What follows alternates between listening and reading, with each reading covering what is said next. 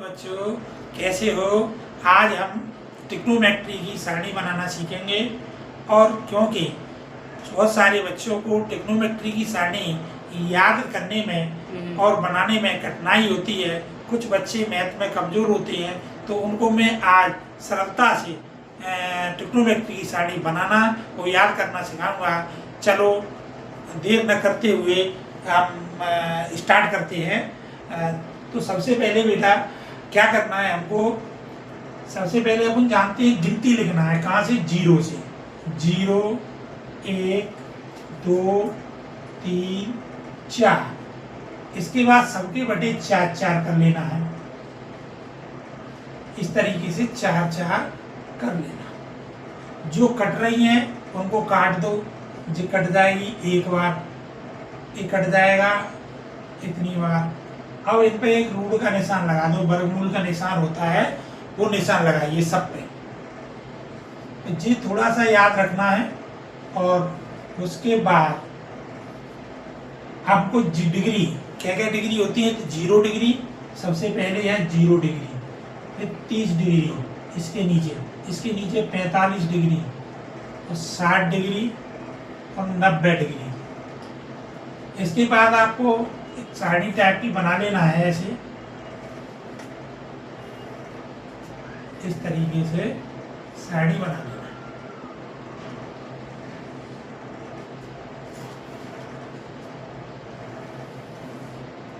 तो यहाँ सबसे पहले हमको क्या लेना है, हमारे त्रिकोणमितीय अनुपातों सबसे पहले साइन थीटा आता है। क्या आता है? Sine theta. तो साइन थीटा को हम यहाँ लिखेंगे साइन, केवल साइन, थीटा नहीं, थीटा की जगह पे यहाँ पर डिग्री है तो साइन का बना लिया एक, फिर कॉस का, फिर टेन का, फिर कॉट का बना दो। 6 त्रिकोणमितीय अनुपात होते हैं, फिर सेक, फिर लास्ट का हमारा कोसेक का रह जाएगा।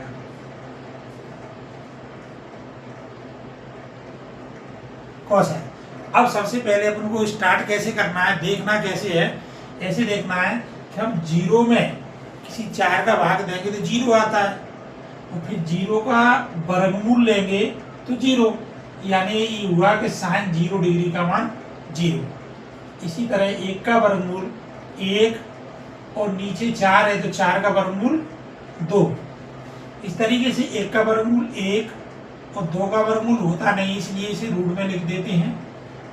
रूट 3 का वर्गमूल आता नहीं है, इसलिए रूट में रहेगा। 4 का वर्गमूल आ जाता है 2 लिख देंगे। यहाँ 1 है तो 1 का वर्गमूल 1। अब कोस के मान मान निकालना है तो हम पीछे से लिखना स्टार्ट कर देंगे उधर से। तो 1, फिर ये रूट 3/2 ये आ जाएगा यहाँ, फिर ये यहाँ आ जाएगा 1/2, फिर 0। अब मैं तुमको एक बात बताता हूँ कि 10 के मान के लिए क्या करते हैं कि 10 का एक फॉर्मूला होता है। क्या 10 का फॉर्मूला होता है कि 10 थीटा बराबर साइन थीटा बटे कोस थीटा, जो होता है।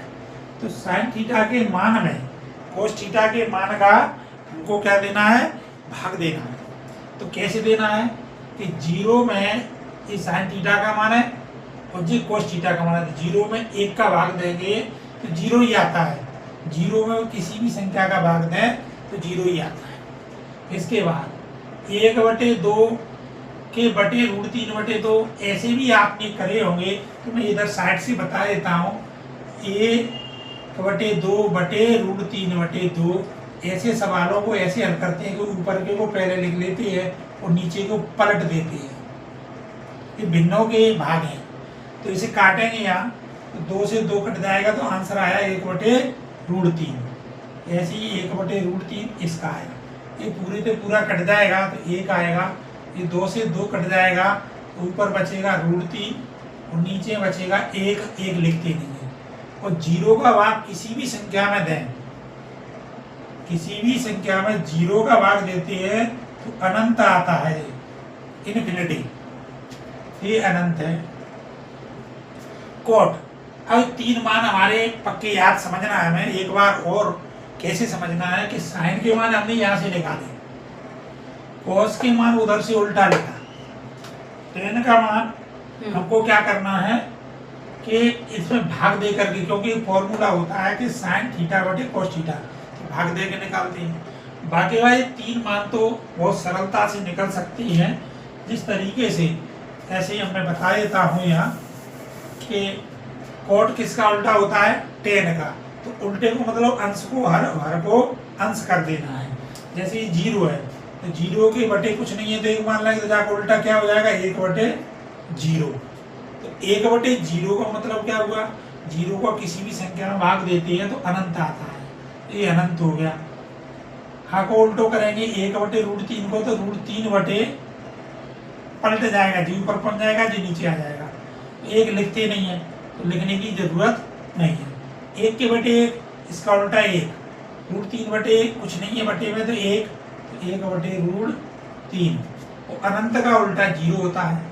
तो कोट का मान टेन के मान से निकला, क्योंकि टेन का मान उल्टा होता है, और सेक का मान कोस के मान का उल्टा होता है।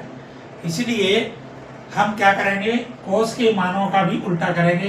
तो 1 का उल्टा 1, √3 बटे 2 का उल्टा 2 बटे √3, 1 बटे √2 का उल्टा √2, और 1 बटे 2 का 2, और 0 का अनंत। इसी प्रकार कोसेक जो थीटा होता है वो साइन थीटा के मान का उल्टा होता है। तो साइन थीटा के मान का उल्टा होगा, तो साइन के मानों को हम कैसे निकालेंगे, 0 का उल्टा अनंत, 1 बटे 2 का उल्टा 2, इसका √2, और √3 बटे 2 है तो ये 2 बटे √3 हो जाएगा, और 1 का उल्टा 1 ही होता है। इस प्रकार हमारी सारणी है वो तैयार हो जाती है। हमें मुख्य तीन है, इनको ठीक से याद करना है। जो ऊपर वाले 3 हैं वो इनके उल्टे होते हैं।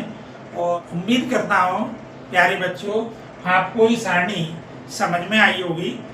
अगर किसी भी स्टूडेंट्स को कोई भी प्रॉब्लम है तो आप नीचे कमेंट्स में लिख कर के भेजें। जो समस्या होगी उसे मैं अगले वीडियो में स्पष्ट करने की कोशिश करूँगा, और आगे और वीडियो को आने के लिए आप चैनल को सब्सक्राइब करें और अपने दोस्तों को भेजें। मैं गारंटी के साथ आपको कक्षा 10 के संपूर्ण गणित को, एक सवाल को, एक टॉपिक को बिल्कुल क्लियर करता रहूँगा और क्लियर कराऊँगा। आप बस चैनल को देखते रहें और वीडियो को बीच में न काटें, पूरा वीडियो देखें, तभी समझ में आएगा और पूरे वीडियो बैठें। थैंक यू, जय भारत।